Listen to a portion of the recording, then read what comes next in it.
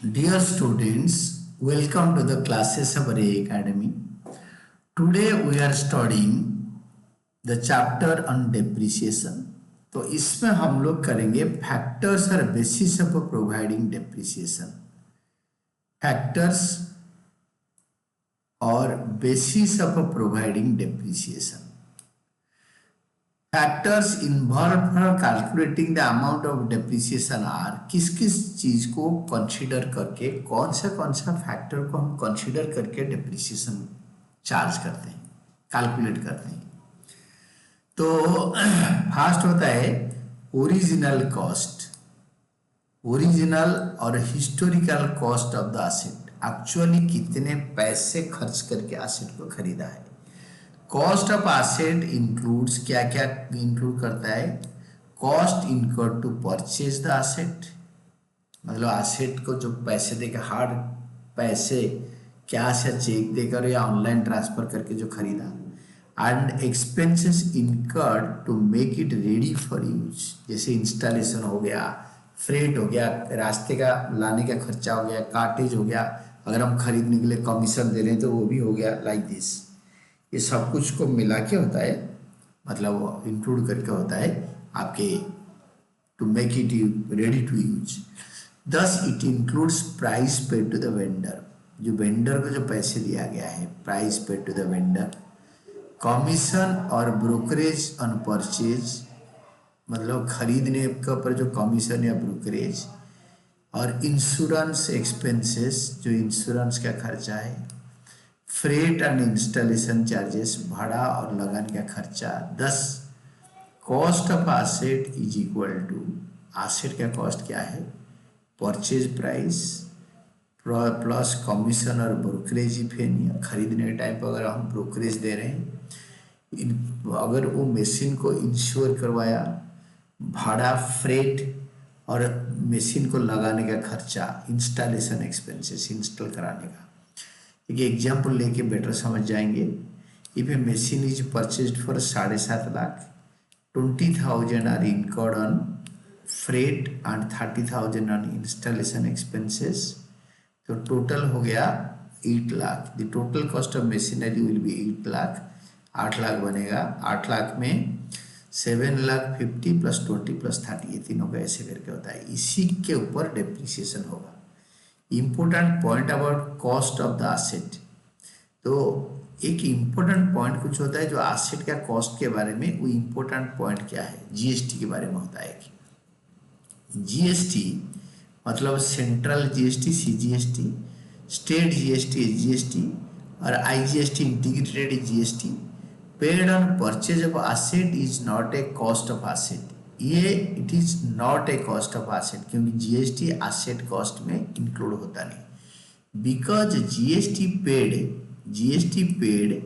Is set off against GST collected.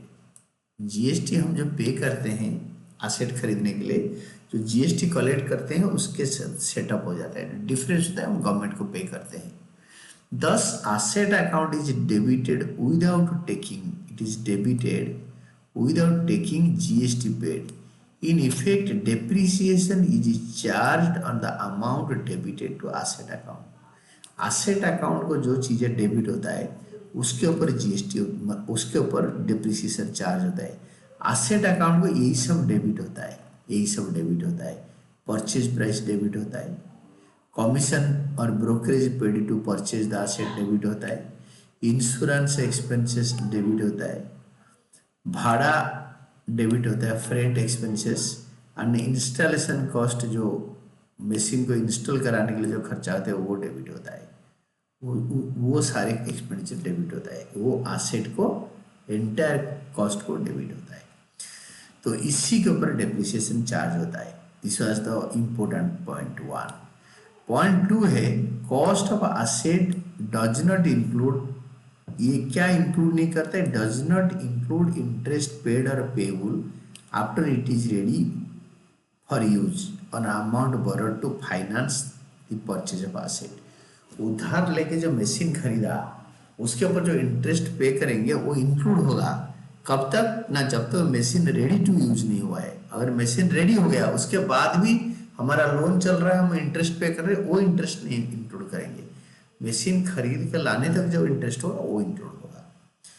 Expenses of a capital nature, expenses of a capital nature जो कि permanently depreciation में include होगा, like extension of an existing machine, existing asset, और repairs involving large amount, बहुत बड़ा amount में repair. Machine का cost 10 lakh है, 6 लाख रिपेयरिंग में खर्चा करा, उसका लाइफ बढ़ा दी, that increases life of the asset, वो मतलब मशीन का लाइफ बढ़ा दिया एसेट का, और improves the quality of the product or of capital nature and added to cost of an asset, ये सारे asset का cost में add हो जाएगा। Huge repair expenses और extension of an existing asset, ये capital nature का होता है, वो machine के cost के साथ या asset के cost के साथ add होके उसके ऊपर depreciate होगा। Fourth point, if an old asset is purchased, पुराना asset खरीदा, and expenses incurred to make it ready for use, expenses incurred to make it ready for use are also included in the total cost of the asset। Second hand asset में कुछ भी खर्चा करके ready कर लिया उसको use के लिए, वो सारे एसेट के साथ ऐड होकर उसके ऊपर डेप्रिशिएट करेंगे। देन ये था हमारा कॉस्ट, ओरिजिनल कॉस्ट, जितने पैसे देके खरीदा। Then estimated useful life of the asset, तो एसेट का एस्टिमेटेड यूजफुल लाइफ कैसे डिटरमिन करेंगे और उसका क्या काम है डेप्रिसिएशन में। तो second part is estimated useful life of the asset, estimated useful life of the asset. Estimated useful life of the asset means the period for which the asset may be used productively, जितने दिन तक ये asset use होगा productively, मतलब production करता रहेगा, तो productively जितने दिन यूज होगा उतने दिन को बोलते हैं estimated useful life. It is useful life, it's useful life is estimated on the basis of experience in the past और on the basis of manufacturers assurance. Manufacturer बोलता है कि ये 15 साल चलेगा, तो हम उसका एश्योरेंस के हिसाब से चलेंगे, या हमारा पास्ट एक्सपीरियंस है कि ये 10 साल चलता है तो 10 साल लेके चलेंगे life. Then estimated residual value, residual मतलब जब मशीन खटारा हो जाएगा वो कितने में बिकेगा। एस्टिमेटेड रेसिडुअल वैल्यू उसको बोलते हैं, एस्टिमेटेड रेसिडुअल वैल्यू को बोलते हैं स्क्रैप वैल्यू, जब स्क्रैप हो जाएगा कितने में बिकेगा। रेसिडुअल और scrap value is an estimated realisable value, estimated realisable value बिकेगा of the asset at the end of the estimated useful life, उसका एस्टिमेटेड यूजफुल लाइफ के एंड में ये इतने बिकेगा। Difference between the cost and residual और scrap value, difference between the cost, ये difference between the cost price and residual और scrap value is the amount that is written off over the useful life of the asset। ये जो value है वो asset का life के ऊपर वो पार्ट करके इसको राइट अप करेंगे। Therefore amount to be written off as depreciation is equal to cost of the asset minus scrap value, residual value और स्क्रैप वैल्यू। 10,50,000 का एसेट है, 10 साल के बाद 50,000 में बिकेगा, तो 10,50,000 से रेसिडुअल वैल्यू या स्क्रैप वैल्यू माइनस करके जो 10 लाख आएगा वो 10 लाख एसेट का कॉस्ट है, वही डेप्रिसिएट होगा over the life time. Then period for which depreciation is charged, कौन से पीरियड के लिए डेप्रिसिएशन चार्ज होता है। Period for which depreciation is charged मतलब कितने, अगर 6 महीने के लिए यूज होगा तो 6 महीने के लिए डेप्रिसिएशन होगा, 3 महीने के लिए यूज होगा तो 3 महीने के लिए। Depreciation is charged for the period of the asset is used in the business। तो जितने पीरियड के लिए एसेट बिजनेस में यूज हो रहा है उतना पीरियड के लिए डेप्रिसिएशन चार्ज होगा। For example asset is purchased on 1 October, अक्टूबर 1 को खरीदा, depreciation will be charge for 6 months, वो October 1 to 31 March next year, 6 महीने होता है। If an asset is sold, अगर एसेट बीच में बेच दी, depreciation will be charged from the beginning of the year, beginning of the year मतलब साल के बिगिनिंग से up to the date of sale, जब तक वो up to the date of sale, जिस दिन बेचा है उस दिन तक। This principle does not apply if the words per annum is not given. This principle does not apply if the words per annum is not given along with depreciation rate. Depreciation rate ये बड़ा important है, is not given along with depreciation rate. अगर खाली लिखा है depreciation is charged at 10%, तो वो 10% दे रखा है तो वो पूरे साल के लिए चार्ज होगा, और 10% PA लिखा है पर annum तो वो टाइम पीरियड के लिए चलेगा। देन लीगल प्रोविजंस, ये डेप्रिसिएशन चार्ज करने के लिए लीगल प्रोविजन क्या है? लीगल प्रोविजन से होता है लॉ, मतलब आइन, कंपनी लॉ और इनकम टैक्स एक्ट इंडिया में prescribes the method and rate of charging depreciation. कौन सा मेथड में डेप्रिसिएशन चार्ज करोगे एंड कितने रेट में डेप्रिसिएशन चार्ज करोगे। While determining the amount of depreciation, legal provision are also to be kept in mind. इसको दिमाग में रख के करना है, आप अपने मर्जी में कैलकुलेशन नहीं बना सकते, चढ़ा सकते। Depreciation therefore is provided each year so that the book value of the asset is reduced to its estimated scrap value at the end of its estimated useful life. Depreciation therefore is provided each year. Depreciation therefore is provided each year. हर साल provide किया जाता है, provided each year so that book value of the asset is reduced to its estimated scrap value at the end of its useful life. ऐसे करते हैं कि and of the useful life में zero हो जाए, स्क्रैप बेच के वो पैसे निकाल लेंगे जितना बचेगा। तो इम्पोर्टेंट एक्सप्रेशंस रिगार्डिंग डेप्रिसिएशन, जो डेप्रिसिएशन चैप्टर में डेप्रिसिएशन के बारे में एक से इम्पोर्टेंट वर्ड्स क्या यूज होता है।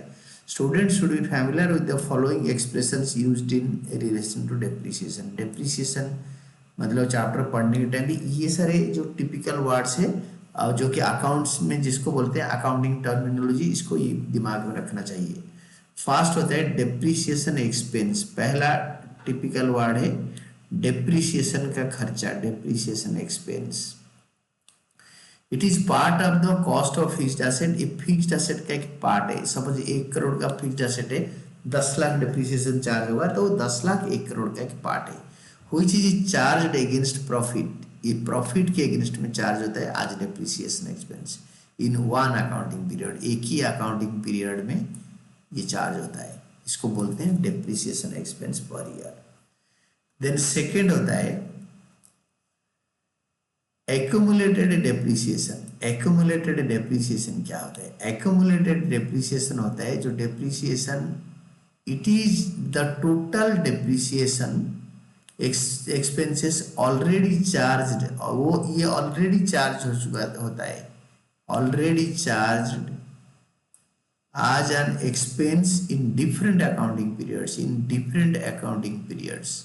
एक्यूमुलेट, एक मशीन के ऊपर सपोज 6 साल हो गया मशीन चल रहा है, तो 6 साल तक जितना डेप्रिसिएशन चार्ज करके हम एक एक्यूमुलेटेड डेप्रिसिएशन अकाउंट बनाकर उसके अंदर हर साल का डेप्रिसिएशन, पहले साल 10 लाख, दूसरे साल और 10 लाख, 20 लाख हो गया, तीसरे साल और 10 लाख, 30 लाख, ऐसे वो एक्यूमुलेट होता रहता है। And third is book value. Book value होता है, बुक वैल्यू, बुक में जो वैल्यू लिखा है बुक वैल्यू और written down value. It is that part of cost of a fixed asset. ये फिक्स्ड एसेट का, it is that part of a cost of a fixed asset. Fixed asset का cost है which has not yet been depreciated, जो अभी तक depreciate नहीं हुआ है। which has not yet been depreciated, ये अभी तक डेप्रिशिएट नहीं हुआ। Book value of N asset is it's cost. Book value asset का एक कॉस्ट है when it is acquired। तो जब हमने खरीदा था उसी टाइम जो पैसे दिया था, जो मतलब जो आपके कार्टेज, फ्रेट, भाड़ा वगैरह दिया था, कमीशन दिया था ब्रोकर को, ये सारे मिला के होता है cost. Thereafter its cost less accumulated depreciation is called book value. हर साल का डेप्रिसिएशन माइनस करके बुक वैल्यू आता जाएगा। और सपोज आज का डेट में आज का डेट तक जो डेप्रिसिएशन हो रखा है कॉस्ट से माइनस करके जो भी आएगा उसको बोलेंगे बुक वैल्यू और written down value WDV। And these are all about your theories. ये बहुत इंपॉर्टेंट पार्ट था कि हम जो कंसिडरेशन में लेते हैं जो चीज को, फैक्टर्स और basis of providing depreciation, these are very important part, factors और बेसिस ऑफ प्रोवाइडिंग डेप्रिसिएशन।